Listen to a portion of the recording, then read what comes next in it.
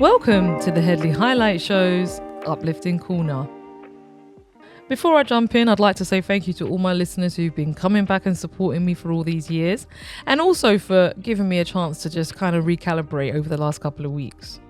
The live show is coming, people, but it can't just happen in 14 days.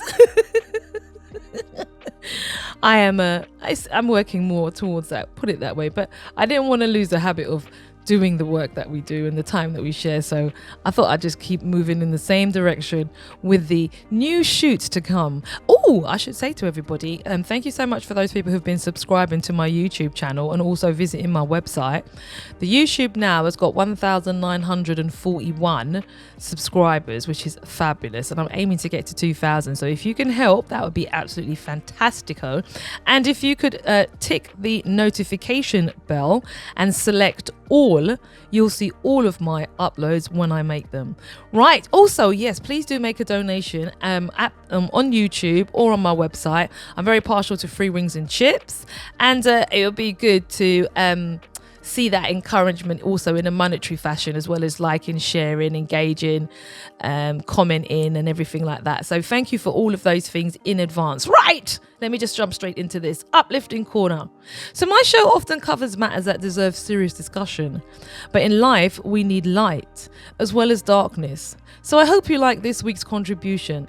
It's a heartwarming news story that you might have seen a week or two ago.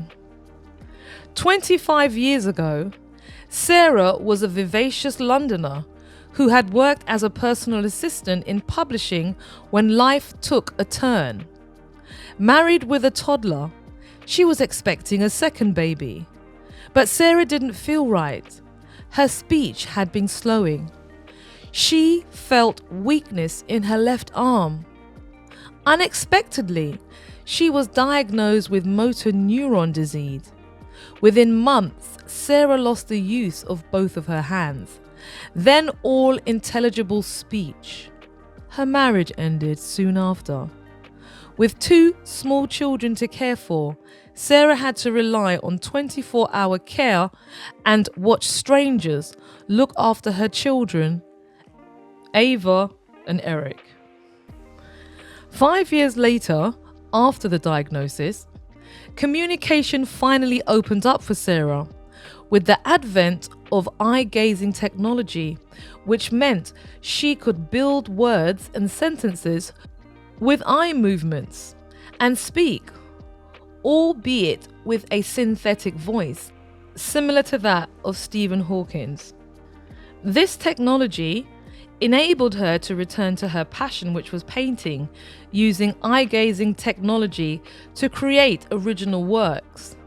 Her children now are in their 20s, grew up only ever hearing her robotic voice, but with the advent of artificial intelligence, she was asked if she could provide an hour's audio of her original voice.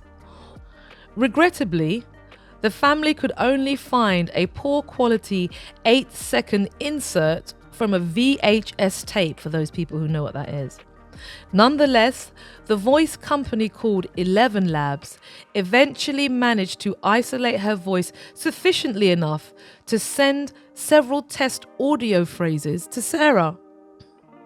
She told them that she almost cried upon first hearing her new old voice. And one of Sarah's friends, someone who knew what her voice used to sound like, was so impressed about how realistic it was. Sarah's new voice has brought the family closer, as she can now express emotions to convey when she is happy, sad or angry. It has made such a difference, said her son Eric, and her daughter Ava says, we can feel who she is as a person because now they can hear her voice. Sarah jokes that sometimes she misses her old synthetic voice. I was very posh and people didn't know I was Cockney with a slight lisp, but she is happy to have regained her old voice, saying, I'm glad to be back. It's better than being a robot.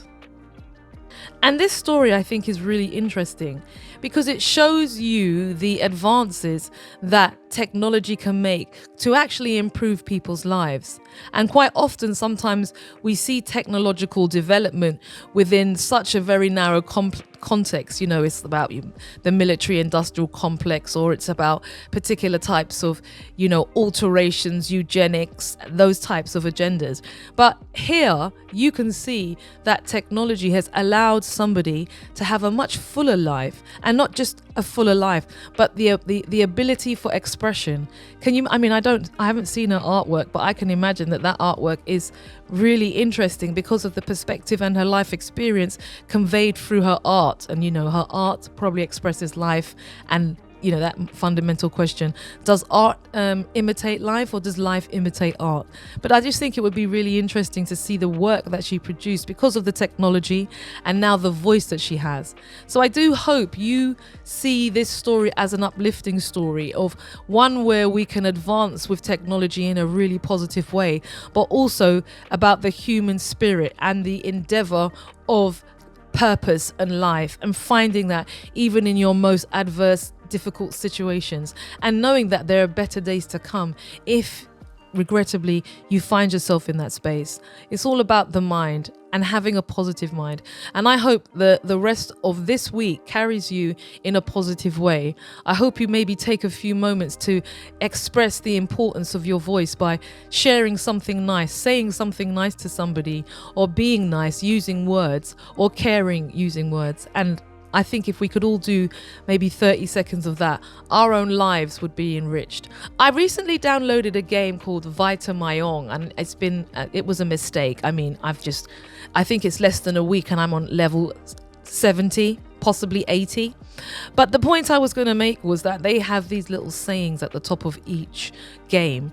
And one of the sayings is, what did I do with my life to make somebody a better version of themselves today? And I think that's a really cool question.